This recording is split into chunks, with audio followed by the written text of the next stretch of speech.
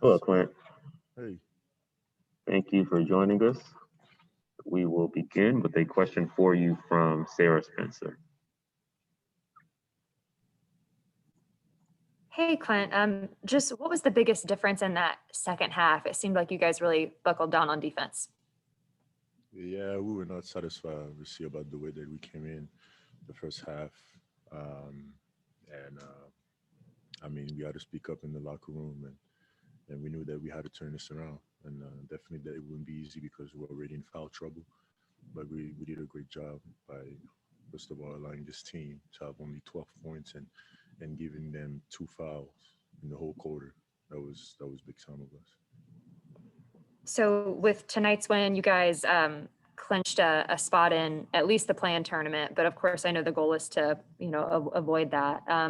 Just what does that say about how big of a turnaround this team has made from? No, it's huge. I mean, definitely it's not our goal, but we still have to appreciate that. I mean, from last year, 14 to this year playing, it's already a step. And I mean, we gotta. It's really it's good to that we already we can see that we improved from last year, but now we have a couple. I mean, games left at home, important games that we have to go get and to get into that top six. As far as playing meaningful games late in the season, Trey mentioned that some of the younger guys that haven't been there before are going to lean on some of the veterans that have. What do you say to the team, or what advice can you give about making sure you guys finish strong and position yourselves well? Just definitely have that. I mean, in my position was always to already have that playoff mentality because at the end of the season, usually most of the teams that you're going to play don't have anything to play after those last 5 games. So, and I mean, my personal goal was always to play hard because I know that what's coming next, and just not losing that focus.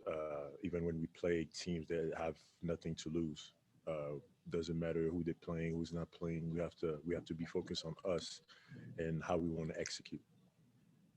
Do you feel like you guys were able to get Bogey and Kevin back tonight? Do you feel like you're maybe kind of getting healthy at the right time We after kind of, being so banged yeah, up? I mean, yeah, definitely at the right time.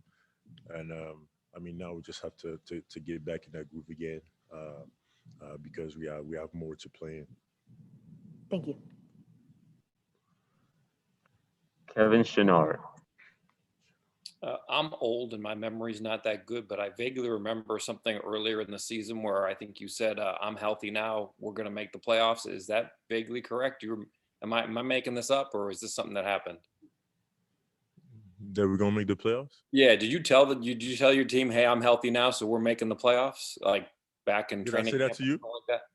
To me, I Who think did you I say told that the to? team, and then we heard about it later or something. Really? I don't Yeah, know.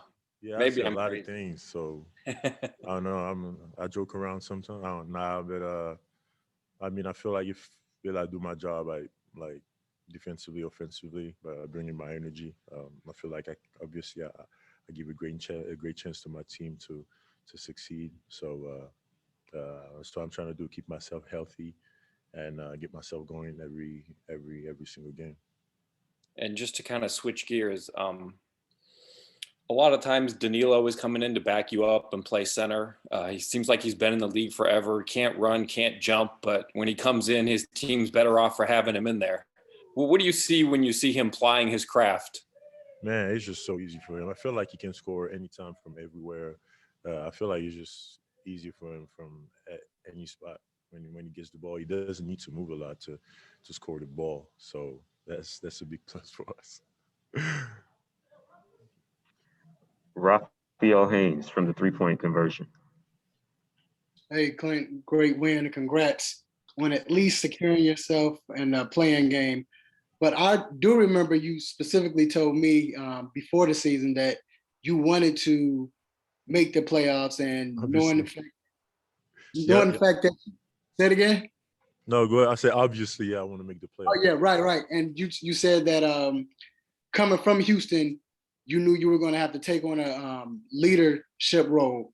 How do you feel you adjusted to that leadership role so far? Well, I mean, pretty good. Even whenever I see some things on the court, just defensively, especially offensively, like some games, like especially like tonight, when first half was kind of hard. It was hard. It was tough for us to get going, especially keep our focus defensively. Just come in that third quarter and just turn it around. Like games like that. Like talk to the guys, and whenever I come out, also show by example on the court, and those kind of games like tonight was a big important game for us to get this win, and this is when I proved that like I want like this team has to step up, and we did it tonight with this win. And you were very efficient tonight, going 8 for 9, I believe, from the field. When Trae Young is aggressive, going to the paint, do you feel like that makes it easy for you to score when he's drawing people towards him? Yeah, I mean Trey, even like Bogey sometimes, even Kevin's like games like early in the season, I feel, or even Lou, like exactly when I have guards that really trying to be aggressive, it makes the defense have to defend and not just zoning.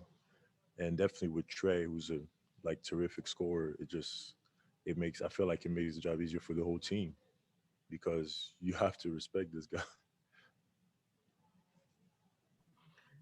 Final question tonight from Deshaun Tate.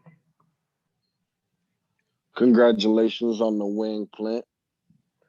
I guess my question is, when Sarah was asking about the biggest difference between the first half and the second half, and you mentioned at the half in the locker room, guys were being vocal and really put emphasis on how much this need to be turned around and whatnot.